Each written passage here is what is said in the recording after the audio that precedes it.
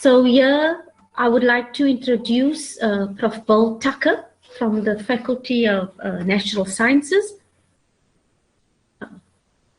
Welcome, Bill.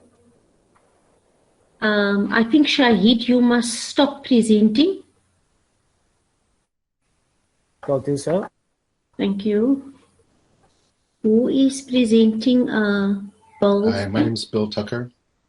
Computer science, sorry, not I'm in the Department of Computer Science. I'm going to talk today about using weekly seminars to drive an honors course on Information Communication Technology for Development, otherwise known as ICT for D.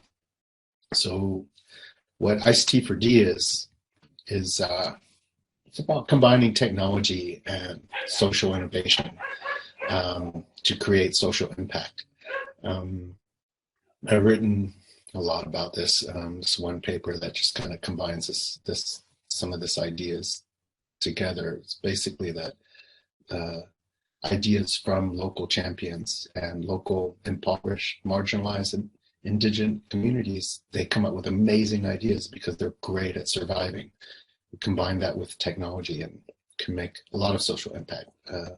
So the two projects that I've worked on the longest have been culminated in Science Support and Zenzelani, and they're both living examples of this happening. So this course kind of gives like a background and stimulation foundation for this kind of thinking. Been doing this on Canva every year since 2017. So actually very little changed for COVID.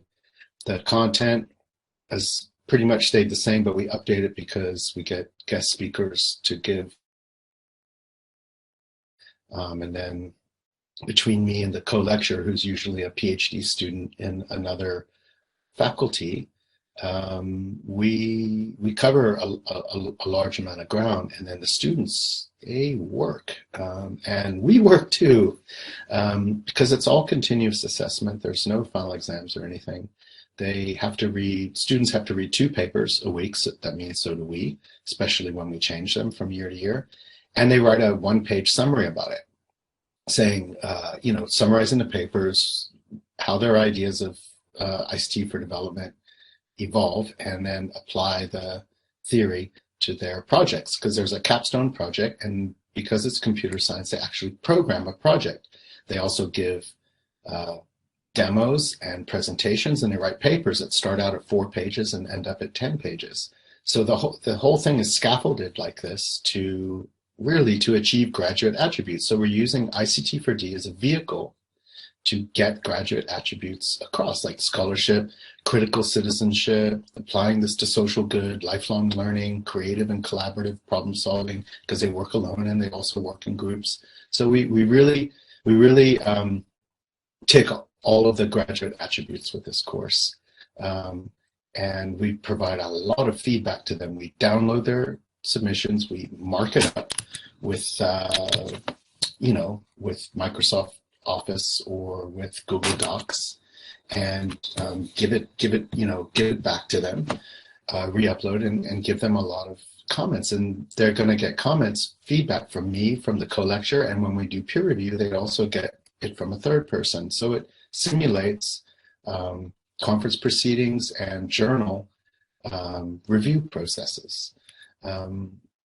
Then we provide all the content in a similar way to everybody. You use Canva as a document dump, but you can put links and papers and text and videos and all that kind of stuff on there. And of course we do that. And the reason why all this works is because of the flipped classroom. We have them write a weekly summary on the papers due for the topic that week, and we make it due before they come to class. So they have to read the material before they come to class and engage with international experts and us. So one way to do this, because things change a lot, is to do everything with Google Docs. So for example, I've taken this big ugly URL and hidden it inside here. And this is what you share with students. You share it with them on Canva, you share it with them in WhatsApp. And you can make changes to the docs, like say, these are the rubrics. So we could make changes to the rubrics if, you know, things change. I mean, rubrics tend to stay the same, but the syllabus changes, you know, as speakers come and go. We might have to cancel, like we canceled this week, just because no one got a break last week. And yeah, you have to stay flexible. And then I do continuous course evaluation in addition to post-mortem evaluation from students, and of course external moderation from international experts.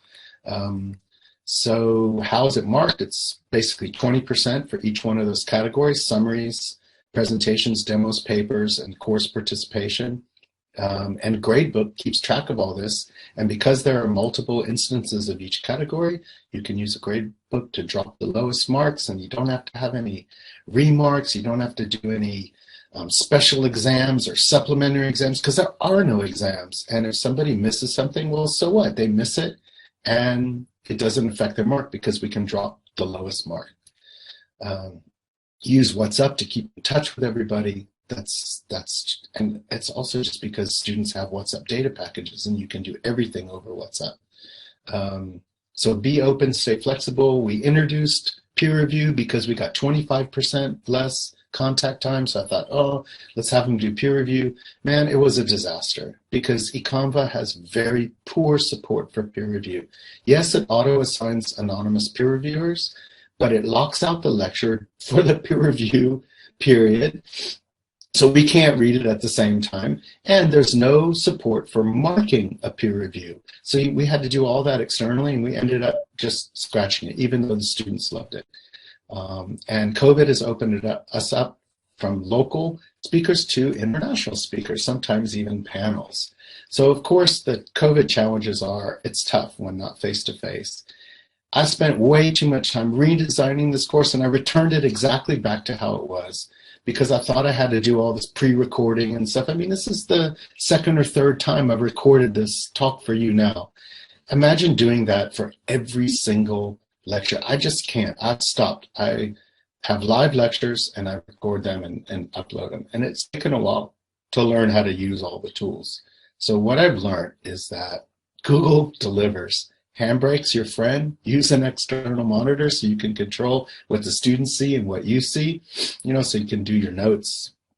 I'm using a tool now. I'm not in screen slideshow mode, so I can see my notes. Don't freak out when the tech goes weird, because you're going to sort it out. Get help from other people. And then last but not least, I'd like to leave you with this. This approach to weekly seminars and writing weekly paper summaries and having them work on revisions of papers, it works. Last year we had one of the papers from a student in this course get accepted at an international conference. Double-blind, peer-reviewed, and we get subsidy. Yeah, not as much as a journal article, but 50%, which isn't so bad. So this approach, it works.